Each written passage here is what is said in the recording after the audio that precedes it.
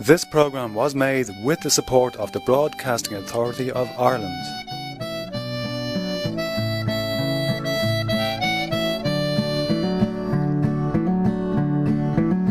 With pedals turning, the miles are burning, revealing landscapes so awe-inspiring, from the crashing ocean to the mountains climbing.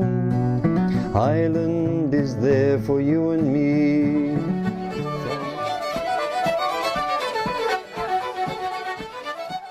Emerald Isle is the one where you can see 40 variety of green. Ireland is known as the green country. I like the colours, different kinds of green. The greenery, it is simply marvellous. The Irish might take it for granted, all this beauty and the way the seasons change here. This is so green. Yes, I love green. It's great, and the colours. I love the colours of the green. The green, everything is so green, and the rainbows. I can see all these tales of following the rainbows for the pot of gold. I like the amount of butterflies, the amount of rainbows per day. Every time you turn around, there's another rainbow. And if you're ever in the area or anybody wants to visit, it'll always be a Céad Míle Fáilte.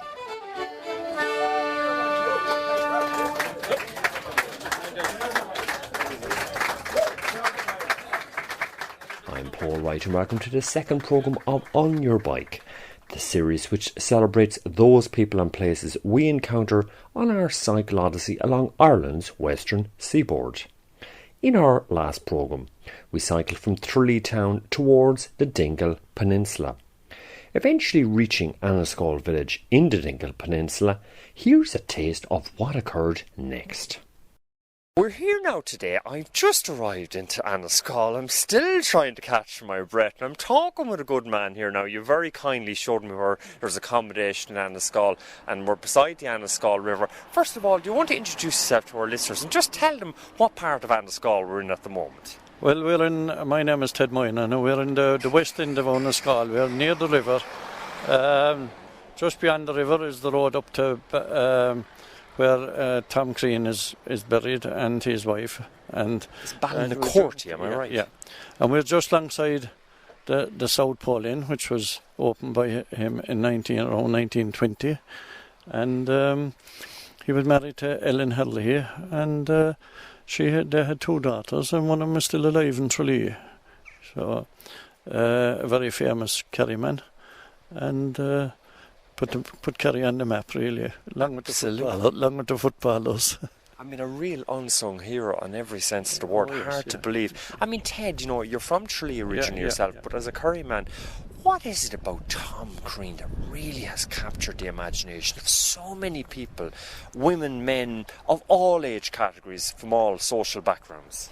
Well, I suppose it was his trips to the South Pole. He made 3 trips to the South Pole, one with Scott, and one in 1910, and the other one, the most famous one, I suppose, was the one with Shackleton in 1913, is it?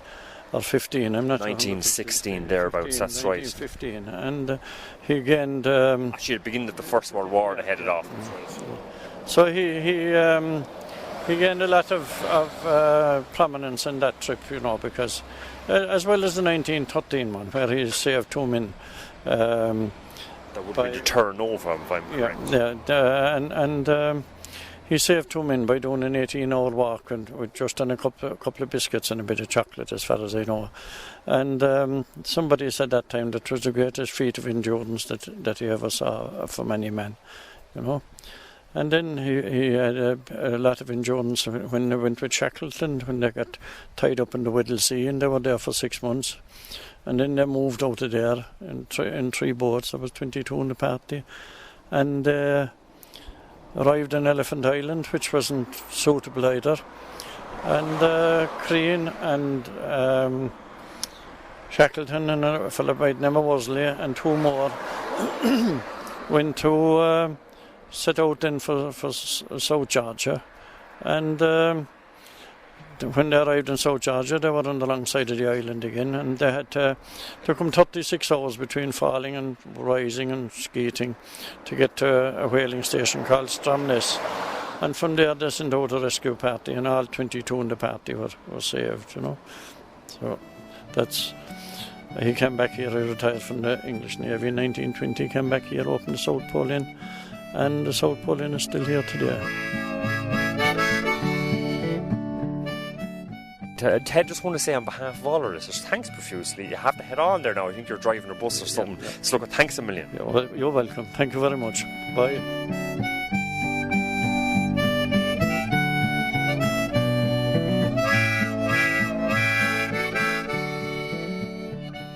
Hello, my name is Eileen Percival and I run the South Pole Inn in Annascaul. I'm very, very passionate about Tom Crean and I learnt about him from my grandmother.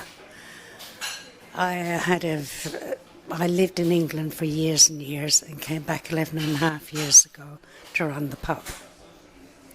Fantastic. Now, Eileen, I was just mentioned there to you earlier on. I'd say the last 10 years, ever since Michael Smith's book came out in the year 2000, Tom Crean, Antarctic survivor, unsung hero. Phenomenal interest in Tom Crean. And Eileen, why is it? What is it about the story that makes it so grasping all over the world? Well, it's a true story. He's such a brave, wonderful man, selfless, and just everything about him, the endurance, the patience, everything about him brings out the best in everybody. And what amazes me, Eileen, I interviewed a good few women at different polar conferences and everything. And okay, it's to be expected that men are going to be into Tom Crean because it's kind of a macho thing, and all that. But there's so many women of different, all age categories, massively big into him as well. He's kind of touched the chord with all genders, all age categories, also people from all different backgrounds. Yes, he has, actually. Well, the thing is, he was just an ordinary man, and he did such an extraordinary thing that anybody listening or to his story gets inspired, and they can do it themselves. They think, well, if he can do it, just an ordinary person, then you can do it. Anybody can do it. And he does inspire that in everybody I've spoken to. He ran away to join the Navy when he was just 15. The farmer's son from Annascaul, the tough and brave Tom Crean. Now the unsung hero who sailed with Captain Scott on a doomed attempt to reach the pole to explore that frozen plot. Try and give our listeners a word picture of what the pub is like here. I've just been looking around for the last 20 minutes. I'm loving it. All the memorabilia and photographs of related to Tom Crean's epic exploits. Yeah, well, everything about the pub is for Tom Crean. As soon as anybody comes in, they can feel the warmth, and I can't explain it. It's just there. And I'm so passionate about him that it comes off and it rubs off on everybody else. And even on these four walls where he built the pub himself, it's just amazing. And it just feels right that he should be recognised. Farmer's son from Annascaul, the tough and brave Tom Crean. You're getting people from all places coming here. How far afield are people coming now that are interested in Tom Crean? And what kind of questions would you be asked? Well, the main thing, a lot of questions, is whether I'm his wife or his daughter. And the poor man has been dead for years, but and they want to know how he could have done what he did. But I don't know, because he was such a brilliant person. But they just want to know every scrap of information about him, everything, But he was a very humble man himself, and there's not an awful lot that you can tell. Not that because I didn't know him, But my grandmother told me the story of Tom Crean when I was a small little girl. And Really? Yeah. You're originally from Annascaul yourself. Yeah, that's right, yeah. And she told me the story, and I've always been interested. And it was just a stroke of... It was meant to be. because I had no intention. I was living in England, and I had no intentions of running a pub or anything. And then all of a sudden I was here and I was doing it. 1999 I came over from England, and I nearly lost my voice telling people the story of Tom Crean. And I was so fortunate when Michael Smith's book came out that everybody was reading about it, and I could just look up the dates and everything for the people when they came in. But I nearly lost my voice telling the story, you know, promoting him and making people aware of what a hero we have in Ireland. He ran away to join the Navy when he was just 15. The farmer's son from Annascaul, the tough and brave Tom Crean. And Eileen, you just have a humorous anecdote regarding some people who came in now and claimed they had met Tom Crean in recent times. Well, one day my brother was behind the bar and these two American gentlemen came in, shook hands with my brother Tim and said, "Oh, it's such a pleasure to meet you, Tom Crean." So my brother turned around and said, "I'm sorry, I'm not Tom Crean. My name is Tim, but Tom Crean is more well preserved than I am." You know, been dead for so many years. That's 1930s. Yeah. Though he left this world at 61, his deeds live on, Tom Crean. Though he left this world at 61, his deeds live on, Tom Crean. And after a restful night in Annascaul next day, I continued my cycle odyssey along Ireland's western seaboard. With the pedals turning, the miles are burning, revealing landscapes so awe-inspiring. From the crashing ocean to the mountains climbing, Ireland is there for you and me. My name is Laura O'Shaughnessy, and I'm the animal manager here at the Dingle Wildlife and Seal Sanctuary. We are an animal rehabilitation centre, mainly focusing on seals. We are part of the Irish Seal Sanctuary, which was based in Dublin for 23 years. Due to lack of funding, we were looking for new locations for this summer, and our main site is in Courtown in County Wexford, and then this is our regional outpost here in Dingle, Kerry. Laura, how many seals have you got into Sanctuary, and what kind of work goes on here with the seals? At the moment we have 5 seals. We just got a new one in there 2 days ago, coming from all around the west coast. What we do is we get calls from people around the country who find seals on the beaches, whether they be orphaned or sick or injured, and then we pick them up, we bring them to the Seal Sanctuary and give them whatever treatment it is that they need, fatten them up, and when they're healthy we release them back into the wild, back to the beaches where we found them. That's fantastic. So a lot of good work going on, and obviously, the seal in Irish mythology. A lot of strong resonance with Irish mythology.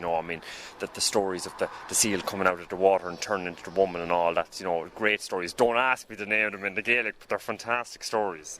They're actually the silkies is the seals that are in mythology. Lots of stories out there. They are, if you see them in the water, they're beautiful creatures. They're so graceful. I can definitely see where all those stories came from.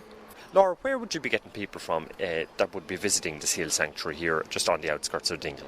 We have a fantastic location here in Dingle because it's one of the main tourist attractions here in the country. So we get people from all around the country, as well as many people coming from all around the world. So it's a great place to kind of rehabilitate seals, educate people on seals and conservation and all the work that we do. What kind of questions would the normal questions that would be asked of yourself now when you're talking about the seals to people and that? A lot of people want to know where the seals come from, why they're here. Mainly orphaned or injured or sick animals. A lot of people ask about seals, how long can they be out of the water, which is they can breathe out of the water as long as a human can. They don't need water. There are many questions. Children always have lots of very interesting ones that we would never have thought of, so it's great to... What kind of interesting ones now? Oh man. I'm putting you on the spot. Sorry, no, but anyway, I know our listeners are asking the very same thing. What kind of interesting questions would a kid ask that maybe an adult wouldn't ask? Oh yeah, what does a male look like? What does a female look like? What do they eat? How long do they live? How come they can eat underwater and still? What do they eat actually? They eat fish and squid. Mainly fish though, but they will scavenge on whatever they can find. The fish that we feed them here is herring. It's the right size for the small seal pups that we have, so that's the main fish that we feed them here. Right. And Laura, you're from Canada yourself. What part of Canada are you from? From Brockville, Ontario, just a small town in Ontario on the St. Lawrence River. Wow, fantastic. Great country. And obviously Irish, O'Shaughnessy, good Irish roots there. What kind of Irish ancestry have you got yourself? My grandfather came from Limerick and my grandmother from Mayo. Wow. And how did you end back now in the old country? Well, I did an exchange in my third year of university at Trinity College, and I've always wanted to work with marine mammals. So basically, when I graduated, I decided I wanted to come back to Ireland and work with marine mammals. So this is what came up. That's great. Well, congratulations. And you're enjoying yourself anyway, enjoying the work with the seals and all that. Oh, absolutely, definitely. It's a great experience, and it's all run here now here as well as in Wexford. It's run by volunteers, so people come from all around the world to learn about these seals. So it's a great experience. What's the best thing about it for yourself? Because I know a lot of people who work with animals from the wild, seals or whatever it may be. There's a great satisfaction element there. Oh, definitely. The seals that we get in are just they can be really on death's door, and to bring them here and to bring them back and give them a second chance at life is just a great experience. And like when they're actually, say, rehabilitated, is it put back into the wild again or what? Yeah, they come here and they'll be treated for any wounds or any sicknesses. We like you would do with dogs, we kind of deworm them and things like that. And then basically the main thing is to fatten them up, because all the seals that come in are near starving. So we bring them in, we give them fish. Once they're fat enough and they have a good insulating layer of blubber on them, we release them back into the wild. We'll cycle boreens, cycle highways, meet friendly kind folk down every byway to tell us stories of their own lives, living in the beauty of this country.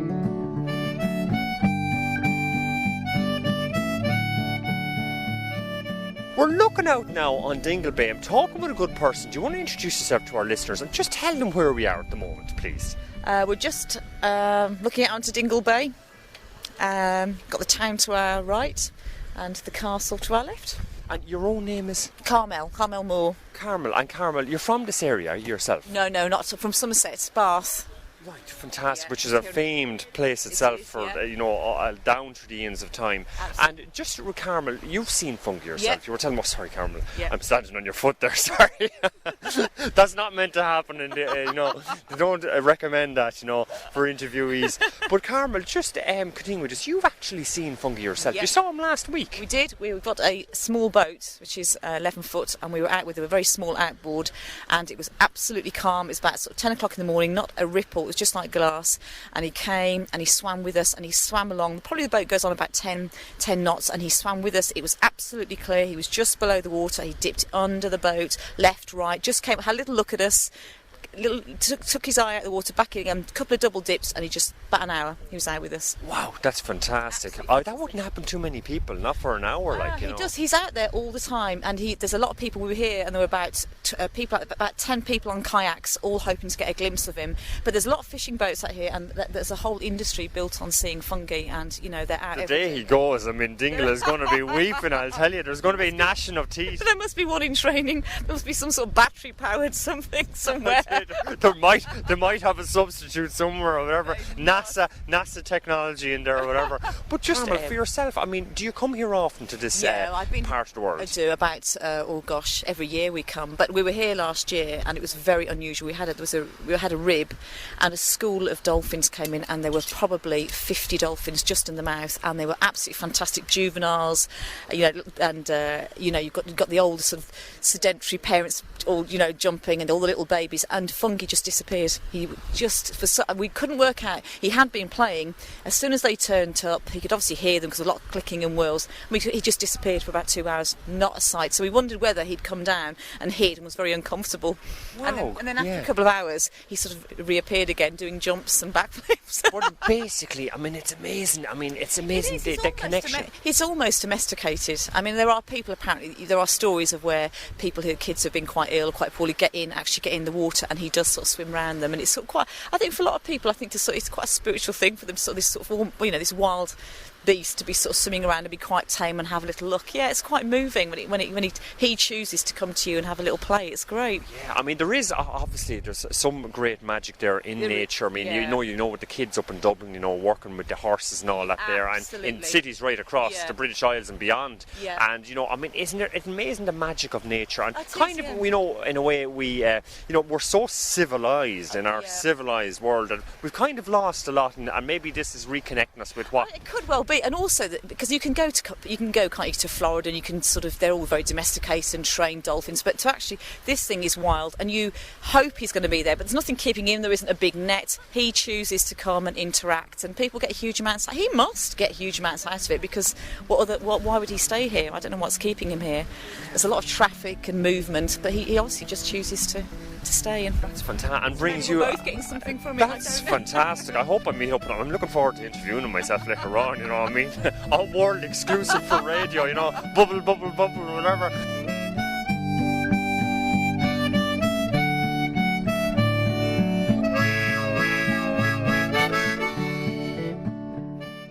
Hi, my name is Bridget. I'm the manager of the Dingle Dolphin Boat Tours. We're a company that take people in and out on the boats to Fungi every day.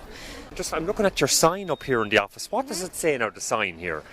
It says Fungi, the Dingle Dolphin, and living in Dingle since 1983, which is... That's a long time. A long time now. He's here 27 years. And is that normal for a dolphin to be in a bay for so long? Why is he taking up residence here? I don't know. It's very unusual for one to be on their own for such a long length of time. Fungi just seems to be more interested in people rather than his own kind. So now he does get visiting dolphins, and they come in and they have a little play around with him, and then they go off again. So he just has made the choice that Dingle's his home. We don't know why. Wow, that's amazing. I mean, the stories, I was talking with one woman just over, she had her boat, and they were going out to try and meet Fungi, just over at the old lighthouse now, just on the way into Dingle, a short while ago. And she was saying to me there's stories of Fungi actually helping to cure children and all this. I mean, tell us about this now, Bridget. Well, for many years, people have come either with terminally ill children, people with special needs, and they do think that he has this healing power. I mean, it's not written on paper, but they always associate dolphins. They're highly intelligent, and they do have that healing kind of instinct. Fungi can brighten up your day. He just lifts your spirits. So there's definitely something there, Fantastic. You're at the interface now. You're literally dealing with people morning, noon, and night on a daily basis with regard to fungi. And you must be getting very interesting questions from people and everything. Oh, all sorts. What? Okay, spice up my life. How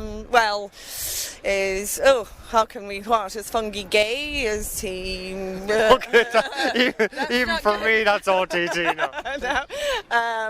What questions? What does he feed on? And we kind of say fish. Do you feed him? We don't. Why does he stay? We really don't know. What other questions? Can you try and get me an exclusive radio interview with Fungi? Blubber. I can try. If you can talk his language, you might be able to. You never know. You never know. But it's fantastic, Bridget. I can't believe it. 1983, it beggars belief. It's phenomenal. It's absolutely phenomenal. And like I said, it's an open bay. He's free to leave. He's always had the choice to go, and all year round he's here with us. He's like one of the family. I'll tell you one thing, when I mean, awful. Obviously, you know what I'm going to say. You know, when he does go, you know, and obviously, you know, it will be a great loss for Dingle, won't it? Yeah, it will be one of the saddest days we've ever had. It'll be a real requiem, won't it? He's our most famous resident. He's, like I said, part of my family. I have 3 children. They've grown up swimming with fungi, going out in the boats when they were small babies.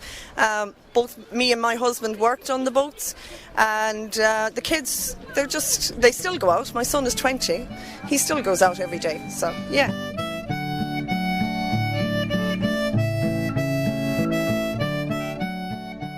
Bridget, you have a good colleague here now, another fungi fanatic. And, you know, introduce yourself, please. Yeah, I'm Mo from Belfast. And Mo, for yourself, what do you love about the area? I don't know, I just get the kick out there, like, you know, I've got hooked on it now, you know, and every time I go out it's different. It's never the same thing over again. You know. Mo, you keep coming down year after year after year.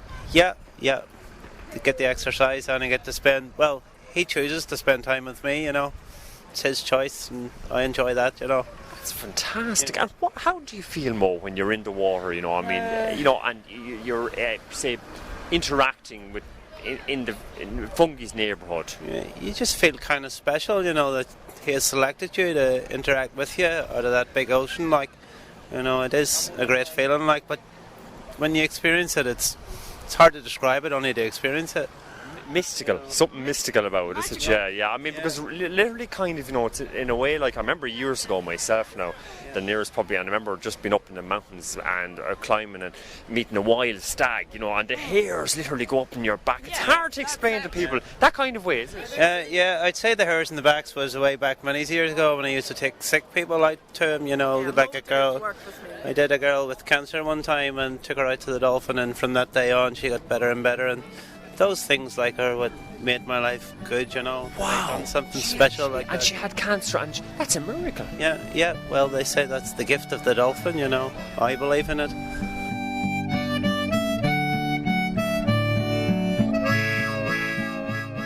My day off is 99% of the time going in and out in the boats to Fungi.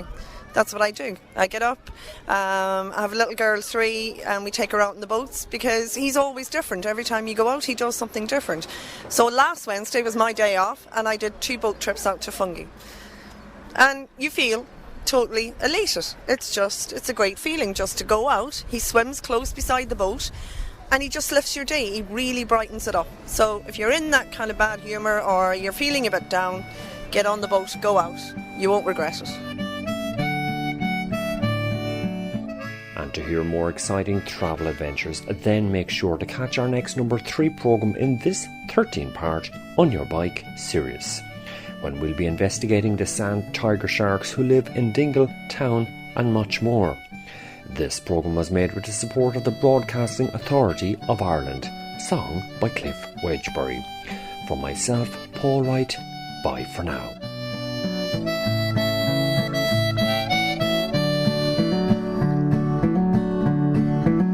With pedals turning, the miles are burning, revealing landscapes so awe-inspiring, from the crashing ocean to the mountains climbing. Island is there for you and me, from Annascaul to Inishowen, from Dalkey Island to Inishboffin, from Prog.2 to Lugnaquilla. Island is there to ramble free. We'll climb the mountains, swim the rivers, surf the high tide up near Bundoran, set our mainsail towards the Shannon, or see the hookers race off Spittle Shore. On Blasket Island we'll walk the white strand and see where Peg drew her inspiration. Near Ennis Diamond we'll stand on high rocks, those proud and majestic cliffs of Moher. We'll climb the steps of Skellig Michael gazed with wonder as dolphins play, where holy true men knelt in obedience to feel the wind as prayers were said each day. From holy places to friendly faces, with glasses clinking and ballads singing, the prayers are rhyming with church bells chiming.